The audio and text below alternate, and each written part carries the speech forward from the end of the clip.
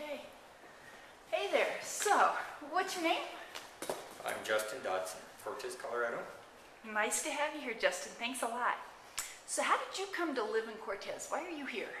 My folks settled here in the early 60s. Okay. So, this is a long time home for you. Yes, ma'am.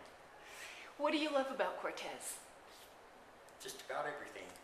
Okay. Give me a couple of examples.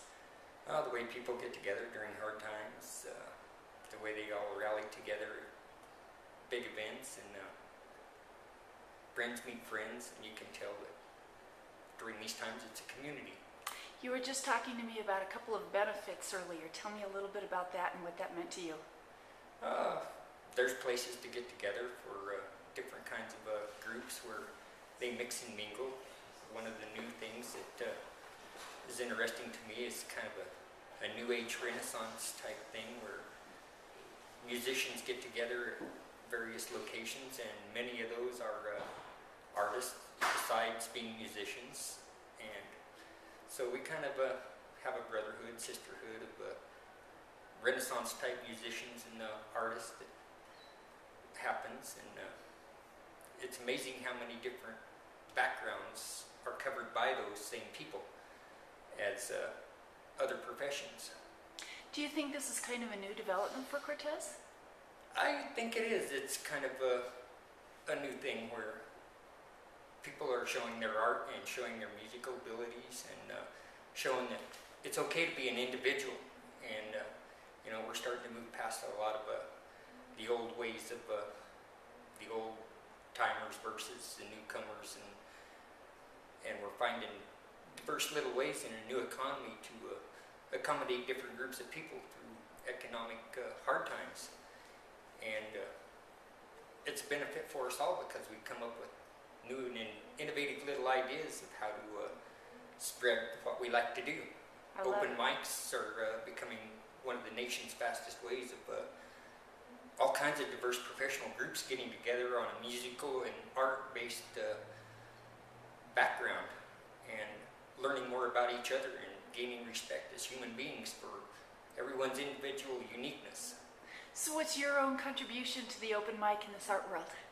Oh, we like to do personal songs that we've kind of lived through. I'm with a band called Recycled Life, and the life is spelled L-Y-F-E, which means live your fullest every day.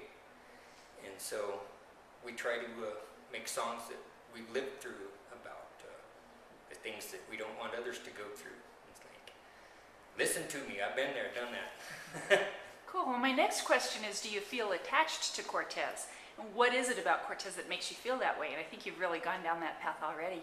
Well, there's just an awesome amount of natural energy that courses through Cortez, and you can do with it good or bad, whichever you choose. Most of them seem to be pretty successful, but those of us that have been through it are trying to show those that want to get out of it into a new positive light.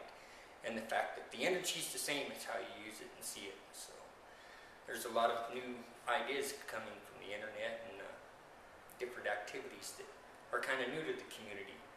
Block parties like this one are wonderful. Yeah, very cool. Okay, so turn it around. What would you miss if it weren't in Cortez? What would I miss if it wasn't in Cortez? Yeah, something suddenly went away. Rodeo, fairs, summer activities, open mic night. I mean, activities that bring people together. There's nothing more exciting than seeing families in the street dancing together. A family of 5 dancing in the street is an awesome sight. Something that I remember in Cortez.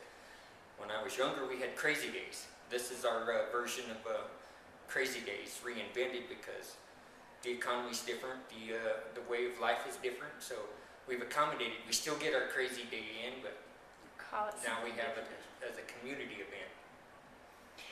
What would you improve or add to Cortez as we look to the future? A way of making those kids understand that things they're substituting for real life are life-threatening in the long run, and that their individuality is their most useful asset, no matter where they're at and what they're doing in life.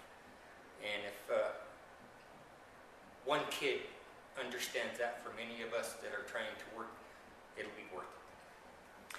So you've talked about this the spirit and individuality in youth and getting families out in the street dancing. Could you give us any words of wisdom from your perspective as to how do we reach out to them, the ones that aren't here at Summerfest tonight? How do we reach out to them? How do we build that spirit even more? Let them know that hiding from the world is hiding from yourself. And everyone experiences fears. And those that have been most successful are the ones that have overcome the most fears and stepped into situations where it's not knowing what's going to happen, but I mean, you're never going to hit a home run if you never get to up to bat. True. And so you got to keep swinging. And letting those kids know that their individuality is the best bat for them is, I mean, you want to live a life and have heaven in your life, heaven's here and heaven's now. There is no other time, there is no other place. Grab it Because now. the second gone, you can't change, and the one before you may not ever see. So the moment you're in and your individuality has an impact for you that will help you change the world that you know and the world around you. And folks will eventually come to you and say, hey, how did you do this? I want some of that. I hope we figure that out, Justin, because that's beautiful and important. When you leave Cortez and then come home, what is it you look forward to when you're returning? The mountain called Sleeping Ute. The Sleeping Ute, excellent.